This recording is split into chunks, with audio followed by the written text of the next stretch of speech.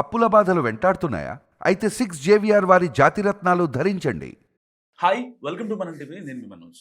ఆఫ్ఘనిస్తాన్ పాకిస్తాన్ మధ్య యుద్ధం ఒక తుది అంకానికి చేరుకుందని చెప్పుకోవచ్చు. సో ట్రంప్ రాకతో కేవలం డొనాల్డ్ ట్రంప్ వల్లే యుద్ధం ఆగిందా? లేదు, అక్కడ పాకిస్తాన్ కొంచెం కాంప్రమైజ్ అయిందా? ఎందుకంటే ఆఫ్ఘనిస్తాన్ తాలిబన్లు నరక యాతన చూపించారు పాకిస్తాన్ ఆర్మీకి. సో ఇంకొక అడుగు ఆఫ్ఘనిస్తాన్ భూభాగం నుంచి ఒక్క సెంటు భూమి కోసమైనా మీరు లోపలికి వస్తే మిమ్మల్ని ఉరికిచ్చి తంతామంటూ కూడా పాకిస్తాన్ ఆర్మీకి తాలిబన్లు చుక్కలు చూపించారు. ఒక రకంగా ఆల్మోస్ట్ రక్తపాతం.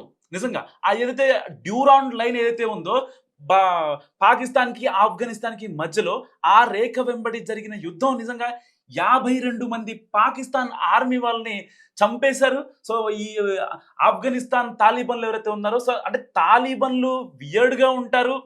వాళ్ళు అంటే కొంచెం శాంతిని కోరుకునే వాళ్ళు కాదు. అంటే ఒక రకంగా చెప్పాలంటే ఇక్కడ గుడ్డి కన్నా మెల్లమేలు. ఒక రకంగా పాకిస్తాన్ కంప్లీట్‌గా గుడ్ అయినప్పటికీ ఆఫ్ఘనిస్తాన్ వాళ్ళు ఒక రకంగా మెల్లి అని చెప్పుకోవచ్చు.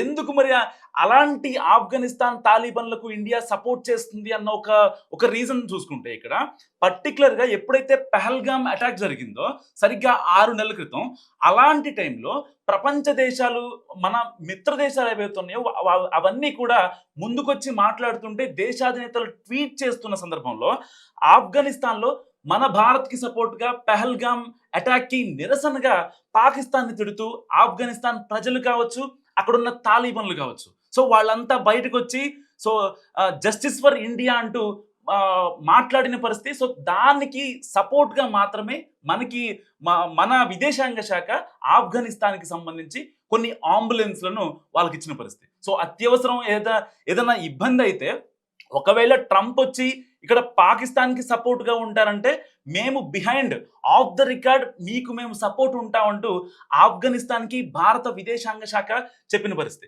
సో ఒక రకంగా మనం విజువల్స్లో చూసుకోవచ్చు మీరు.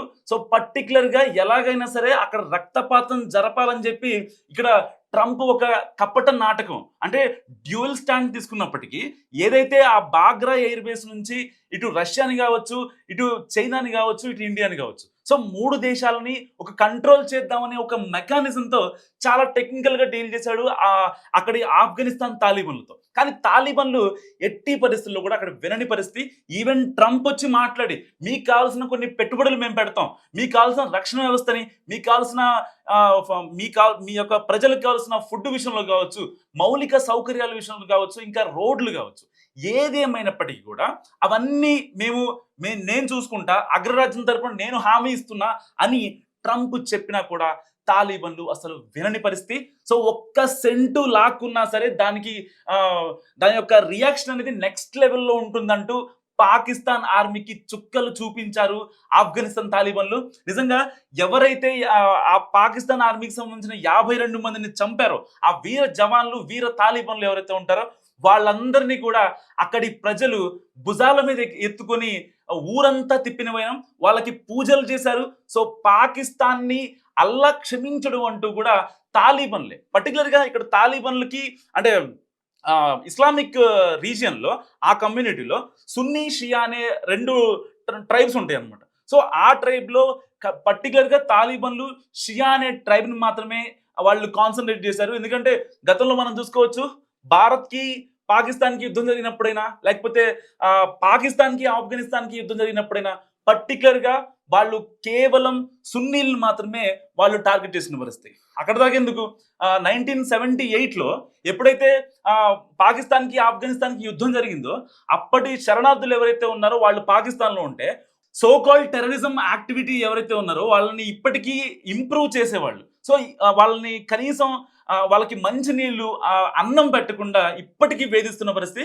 దాదాపుగా 20 ఏళ్ల నుంచి కూడా ఉన్న బందీలు నిజంగా పాకిస్తాన్లో ఉన్నారు. సో ఇప్పటికీ కూడా ప్రపంచ దేశాలు ఆఫ్ఘనిస్తాన్ సంబరాలు చేసుకుంటున్నా, లేకపోతే ఆఫ్ఘనిస్తాన్ తాలిబన్లు వాళ్ళని భుజాల మీద ఎత్తుకు తిరుగుతున్న ప్రపంచ దేశాల నుంచి ఒకే ఒక్క నెగిటివ్ సైన్ కూడా రాని పరిస్థితి. ఎందుకు అంటే ఆఫ్ఘనిస్తాన్ ప్రజలు చాలా వేధించబడ్డారు. అక్కడి లేడీస్ని కూడా చాలా మంది పాకిస్తాన్ ఆర్మీ వాళ్ళు వాళ్ళ జీవితాలని, వాళ్ళ మాన ప్రాణాలని చెరిచేసిన పరిస్థితి. సో ఇలాంటి మూర్ఖులను మేము ఇంకా బేర్ చేయాలి అనేది తాలిబాన్ల పరిస్థితి. సో తాలిబాన్లకు ఇప్పుడు ఒక రకంగా అంటే ప్రపంచవ్యాప్తంగా మద్దతు పెరుగుతుంది. ఒకవైపు చైనా అధ్యక్షుడు జిన్పింగ్ కూడా మాట్లాడిన పరిస్థితి. సో మీరు పాకిస్తాన్ గట్టి వార్నింగ్ ఇచ్చాడు. ఆల్రెడీ నిన్నే జిన్పింగ్ ఎవరైతే ఉన్నారో ఆయన అమెరికా అధ్యక్షుడు ట్రంప్ కూడా వార్నింగ్ ఇచ్చిన పరిస్థితి. భారత్తో పెట్టుకుంటే మాత్రం మామూలుగా ఉండదు, మిమ్మల్ని లేపేస్తామంటూ కూడా. సో ఇప్పుడు మళ్ళీ సేమ్ పాకిస్తాన్ ఆఫ్ఘనిస్తాన్ విషయంలో ఆఫ్ఘనిస్తాన్ కి సపోర్ట్ గా ఉన్నారు చైనా అధ్యక్షుడు జిన్పింగ్. సో మరి ఇలాంటి నేపథ్యంలో ప్రపంచ దేశాల మద్దతు కూడగట్టుకుంటున్న ఆఫ్ఘనిస్తాన్ పై ఇప్పుడు నెట్టింట ప్రశంసల జల్లు కురుస్తోంది. సో పాకిస్తాన్ ని వణికించింది పాక్ కేల్కతం. ఒక్క రోజు చాలు, కేవలం 10% ఆఫ్ఘనిస్తాన్ తాలిబాన్లను పంపిస్తేనే పాక్ అతలాకుతలమైంది. ఇంకా రిమైనింగ్ ఫోర్స్ మొత్తాన్ని పంపిస్తే పాకిస్తాన్ పరిస్థితి ఏంటంటూ కూడా ఇవాళ ప్రపంచ దేశాలు మాట్లాడుకుంటున్న పరిస్థితి. నిజంగా పాకిస్తాన్ ఆర్మీ ఏదైతే ఉందో వాళ్ళంతా కూడా ఏదో అంటే వాళ్ళకి ప్రాపర్ ట్రైనింగ్ ఉండదు. వాళ్ళకి ఒక అంటే ఎదుట మన ఎయిమ్ ఏదైతే ఉందో దాన్ని చంపాలి, లేకపోతే ఆ పని చేసుకొని మనం వెళ్ళాలి అనే ఒక ఇదిలో ఉండరు. వాళ్ళ మైండ్ మొత్తం కొంచెం మారుతూ ఉంటుంది. బేసిక్గా టెర్రరిజం యాక్టివిటీ ఏదైతే ఉందో ఆ బ్యాక్గ్రౌండ్కి సంబంధించిన వాళ్ళు కాబట్టి ఈ ఆర్మీ వాళ్ళు మొత్తం. సో వాళ్ళల్లో ఫోకస్డ్గా ఉండరు. వాళ్ళు ఒక పని చేసుకుని బయటకు వద్దాం అనే ఒక మైండ్ సెట్లో ఉండరు వాళ్ళు. సో అలాంటప్పుడు అక్కడ వీళ్ళు ఆఫ్ఘనిస్తాన్ వాళ్ళు ఏం చేశారంటే కొంతమంది అమ్మాయిలను పెట్టారు. సో ఆ అమ్మాయిలు పెట్టడం వల్ల వీళ్ళు ఒక రకంగా పాకిస్తాన్ ఆర్మీ కొంచెం పక్కకి జరిగిన పరిస్థితి. అలాంటి సమయాల్లో వీళ్ళు భీకర దాడులు క్రియేట్ చేసి పాకిస్తాన్ ఆర్మీకి సంబంధించిన 32 క్యాంపులు, అవుట్ చెక్ పోస్ట్ క్యాంపులు ఉంటాయి కదా బోర్డర్లో. సో ఆ చెక్ పోస్ట్ క్యాంపులు మొత్తాన్ని విధ్వంసం చేసిన పరిస్థితి. అక్కడ ఒకవేళ ఏదైనా ఫైటర్ జెట్ కావచ్చు, లేకపోతే అక్కడ పాకిస్తాన్ ఆర్మీకి సంబంధించిన కొన్ని మిలిటరీ థింగ్స్ కావచ్చు, ఎక్విప్మెంట్స్ కావచ్చు, చిన్న చిన్న వాహనాలు కావచ్చు, వాటిని ఎయిర్ బేస్ త్రూగా ఒకవేళ ట్రావెల్ చేయాలి అంటే కనీసం వాళ్ళకి రాని పరిస్థితి. ఒకవేళ ఫుడ్ రావాలన్నా ఇంకా హెలికాప్టర్లు రావాల్సిన పరిస్థితి తప్ప ఇక్కడ విమానంలో ఈ ప్రత్యేక విమానాలు ఏవైతే ఉంటాయో కనీసం అవి దిగని పరిస్థితి. అండ్ అక్కడ ఏదైతే ఆఫ్ఘనిస్తాన్ని ఎందుకు ఇక్కడ ట్రంప్ డ్యూయల్ స్టాండ్ తీసుకున్నాడు అనే దానికి ఒక్క రీజన్ చెప్తా. సో పర్టికులర్గా ఎప్పుడైతే ప్రపంచీకరణ జరుగుతుందో దాని తర్వాత డొనాల్డ్ ట్రంప్ ఒక చిన్న ప్లాన్ వేశాడు. ఏంటంటే ప్రపంచ ఆర్థిక వ్యవస్థ నేను శాసించాలి, సో ఎట్టి పరిస్థితుల్లో నేను చెప్పిన వాళ్ళతోనే బిజినెస్ జరగాలి అనేది డొనాల్డ్ ట్రంప్ యొక్క ఆయన ఒక ఆలోచన మొదటి నుంచి కూడా. సో దాన్ని ప్రపంచ దేశాలపై రుత్తాడు, దానికోసం ఎంతకైనా తెగిస్తాడు, ఒక అడుగు ముందుకేస్తాడు. సో దాంట్లో భాగంగానే ఇండియా పైన కానీ, రష్యా పైన కానీ, చైనా పైన కానీ, ఇప్పుడు ఆఫ్ఘనిస్తాన్ పైన కానీ సుంకాల వేట కొనసాగుతుంది, ట్రేడ్ వార్ కొనసాగుతుంది.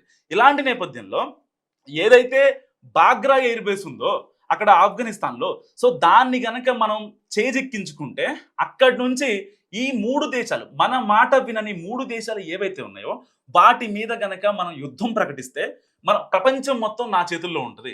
ఎలాగూ ఇస్లామిక్ కంట్రీస్ని నేను రూల్ చేయగలను, కెనడాని రూల్ చేయగలను, యూ కంట్రీస్ మాట్లాడగలను, చైనాతో మాట్లాడలేను, రష్యాతో మాట్లాడలేను, భారత్తో మాట్లాడలేను. సో ఇక్కడ ప్రాబ్లం ఎక్కడొస్తుంది అంటే ఈ 3 దేశాల దగ్గరే. కాబట్టి అలాంటి ప్లేస్లో ఒక మంచి మనకి ఎయిర్ బేస్ ఉంటే పాకిస్తాన్కి హెల్ప్ చేస్తున్నామనే యాంగిల్లో అక్కడ నుంచి అమెరికా నుంచి కొన్ని ఫైటర్ జెట్లని, మిగ్ ఎయిర్ బేస్ని, ఇంకా నెక్స్ట్ లెవెల్ రక్షణ సంబంధించిన వాటి డిఫెన్స్ సిస్టమ్స్ కావచ్చు, సో వీటన్నిటినీ కూడా ఆ బాగ్రా ఎయిర్ బేస్కి పంపిస్తే అక్కడి నుంచి మనం యుద్ధం చేయొచ్చు. సో ప్రపంచ దేశాల మీద మనం మార్క్ ఉంటుంది అనేది ట్రంప్ ఉద్దేశం యాక్చువల్గా. సో దానికోసమే పాకిస్తాన్ పర్టికులర్గా ట్రంప్ని నోబెల్ పీస్ అవార్డు కూడా ఆయన నామినేట్ చేసింది.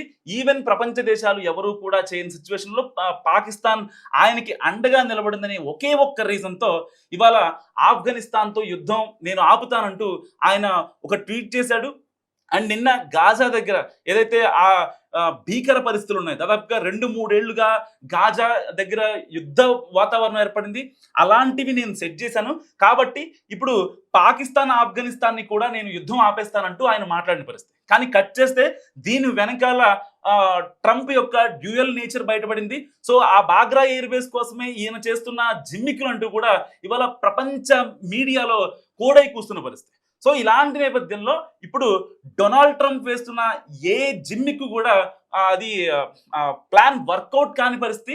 ఏదేమైనప్పటికీ కూడా ఇప్పుడు తాలిబన్లు ఒక రకంగా రెచ్చగొట్టేసరికి పాకిస్తాన్ ఆర్మీకి మెంటల్ ఎక్కిపోయింది. సో కనీసం డిఫెండ్ చేయలేని పరిస్థితిలో పాకిస్తాన్ ఆర్మీ ఉందా? ఎందుకంటే పాకిస్తాన్ ఆర్మీ దగ్గర కొన్ని డిఫెన్స్ సిస్టమ్స్ ఏవైతే మాడ్యూల్స్ ఉంటాయో వాటిని గనక హ్యాండిల్ చేయాలి అంటే కనీసం పాకిస్తాన్ ఆర్మీలో ఎవరైతే ఉంటారో ఆ కమాండర్స్ కావచ్చు, వింగ్ కమాండర్స్ కావచ్చు, లేకపోతే జనరల్స్ కావచ్చు, కల్నల్స్ కావచ్చు, వీళ్ళెవ్వరూ కూడా అట్లీస్ట్ దాని మెయింటెనెన్స్ తెలియని పరిస్థితి. సో దాన్ని ఒకవేళ మెయింటైన్ చేయాలి అని అంటే ఏ రష్యా వాడో ఏ చైనా వాడో ఇంకా ఏదైనా వేరే పక్క దేశాల వాళ్ళు వచ్చి చేయాల్సిన పరిస్థితి. సో వాళ్ళకి ఎట్టి పరిస్థితుల్లో రాదు కాబట్టి వాళ్ళు చివరికి తాలిబాన్ల చేతిలో కూడా ఓడిపోయిన పరిస్థితి. అంటే కేవలం తాలిబాన్లు ఒక 10% బయటకు వస్తేనే విధ్వంసం ఇలా ఉందంటే సరదాగా వాళ్ళు ఒక 50% అంటే ఉన్న 1,00,000 మంది ఆర్మీలో ఒక 40-50 వేల మంది బయటకు వస్తే ఇంకా పాకిస్తాన్ అది ఇంకా దాన్ని కంప్లీట్ గా భూస్థాపితం చేయొచ్చు